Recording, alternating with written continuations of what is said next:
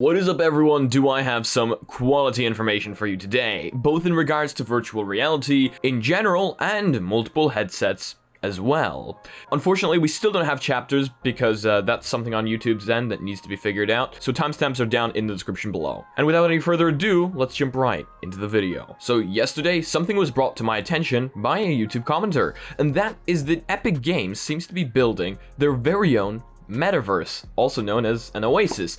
You guys know our favorite games company, Epic Games? Yeah, the one that made the favorite haha funny Fortnite game? Well, apparently, Epic Games has gotten 200 million in funding from Sony and more from multiple other investors to build their very own Metaverse.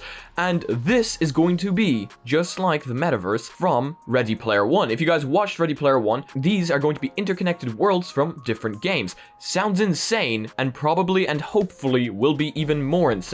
You guys remember that scene in Ready Player One where your vision just kind of flies through all these different worlds? I don't think I'm allowed to show it here. We definitely get copyrighted, but it looks really, really cool. And we've been dreaming of something like this in virtual reality for quite some time now. It's just nobody has ever done it. You could technically say VR chat is like that, with all the portals interconnecting the different worlds, but having something created by a singular company, not by people, and having it done well with like a central hub would be really, really cool. And honestly, I can't wait to see what they come up with.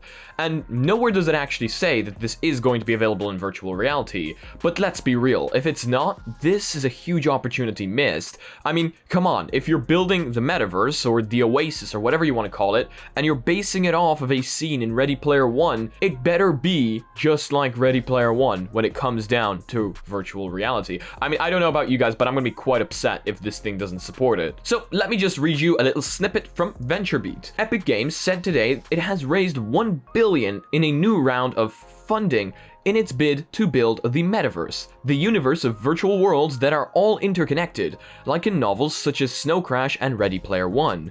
The company said the money will enable it to support future growth opportunities, and it places Epic's equity valuation at $28.7 billion, which I mean is quite a lot of money if you think about it. I mean, again, I don't know about you guys, but I am insanely excited about this. I've been waiting for something like this for quite some time now, and of course this is going to take a while. It's not like we're gonna get it tomorrow, but it's very exciting nonetheless. Let me know what you guys think about it down below. Are you guys as excited for this as I am? But yeah, I mean, I haven't really touched Epic Games in quite some time now, so I don't know. I know they've been giving out quite a few games for free or something like that. They gave out Rocket League, I believe. So yeah, that is pretty exciting. But do you know what also is exciting? You guys remember we were talking about the Pico Neo 3? Well, I believe about 2 days ago, I'm pretty late on this one, but we had to cover a few other things. We received the specs for the Pico Neo 3 headset. And firing up the article here, we can see that Pico Interactive revealed the specifications of its Neo 3 headset, and it is looking a lot like the Oculus Quest 2 minus Facebook, which a lot of people did say they would actually be excited for. So many people in the comment section said, you know what, if it's a direct clone of the Oculus Quest 2, cool. I mean, that thing is clearly quite powerful, especially with the V28 update rolling out now. But just minus the Facebook? Yeah, I'm all in, you know? That's what people have been saying. However, the headset is being pitched only to consumers in Asia, so it seems we won't have access to it. But you know what? Our saving grace is that headset from HTC Vive on May 11th, so still waiting on that one. The new headset is pitched as running the Qualcomm XR2 Snapdragon platform, just like the Quest 2, with a switch to optical controller tracking, just like the Quest 2 inside-out tracking.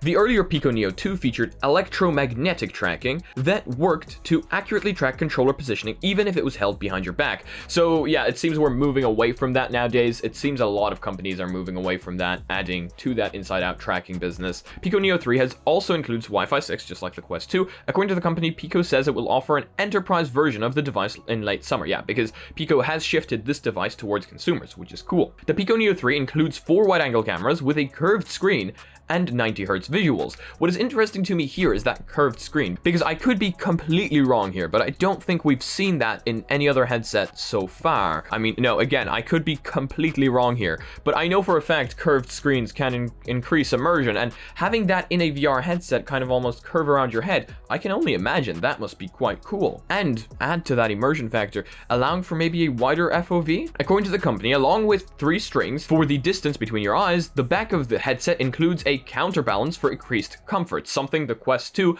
didn't come with by default. You had to order the Elite head strap. There's a handful of apps for Oculus Quest that have made the jump to Pico's platform, so that was pretty fast. So that seems to be all we have. No specs in relation to resolution per eye or anything like that, but that curved screen is especially interesting, and I'm looking forward to seeing some reviews of this, because I know some reviewers are going to manage to get their hands on it even though they're not in Asia.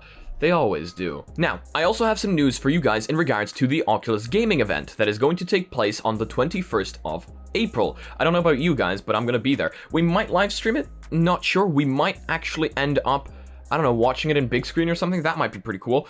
But what can we expect? Which games and which companies are going to be there? Next week sees Facebook kick off the first ever Oculus Gaming Showcase, and that is going to be running on April 21st, 3 p.m. PT time. So we've got Lone Echo 2. I was telling you guys about Lone Echo 2. I am incredibly excited for Lone Echo 2. Lone Echo 1, if you guys played it, again, incredible visuals, incredible story, fantastic. Some people said they were quite confused within the game. They didn't know exactly what to do and where. I don't know. I seemed to just speed run the entire game. I mean, it didn't necessarily speed run it. It took me like multiple hours, but we did it in one night, and it was really, really cool. It's like a whole different story of its own. It's a really well, properly made game with a nice storyline. You know, we need more of these kinds of things. Pistol Whip, interesting. So Pistol Whip is going to be at the event, so I wonder what we're getting from Pistol Whip. Star Wars, Tales from the Galaxy's Edge, of course. The Walking Dead, Saints and Sinners has tweeted out the first ever Oculus Gaming Showcase is happening on April 21st, 3 p.m. PT time. We'll be there. We suggest you tune in. So, you know, for all you The Walking Dead fans out there, Vertigo Games is going to be there. Save the date on April 31st. We'll be part of the first ever Oculus Gaming Showcase. Really, really cool. Fast Travel Games, again, the first ever Oculus Gaming Showcase takes place April 21st. They said they'll be there. And Fast Travel Games is about to launch Wrath, The Oblivion, Afterlife on April 22nd. So, you know, I'm thinking they might be showcasing some of that there. Absolutely fantastic developers are going to be at the showcase, and honestly, I can't wait to see what they have created to show off to us, especially since Oculus has been teasing that they are working on larger titles, larger games, and just bigger in general, and we've covered that in a previous news episode. Very, very exciting. Can't wait to see what is hiding behind those covers. Damn, that sounds kind of weird. And now for a shorter piece of news, the V28 update is starting to roll out, and it seems that developers have already gotten their hands on it, which makes sense, because on Twitter we can see that Cubism has added 120Hz support for the Oculus Quest 2. Being one of the first games to do so. So that is incredibly exciting. I'm looking forward to more and more games adding support for 120Hz in the future. And for our final piece of news, we have a game that I find quite interesting, because we're looking at VR Skater. VR Skater lands on Steam Early Access on April 30th. And this is interesting to me for a number of different ways, mainly because I skate, and as much of a surprise as this might be to you guys, this is actually an electric skateboard, so it's not entirely like I skate, but it is quite a hobby of mine. And yeah, I mean, I'm quite excited for it, but I just don't see how in VR you would use your legs to push and then maneuver. Just while editing, I realized, oh my gosh, imagine full body tracking support. It's definitely going to be quite interesting, maybe quite motion sickening depending on how it's done. I can totally see a few people falling over and a few funny videos being recorded on this. Yeah, definitely. I am totally waiting on that and waiting to see that.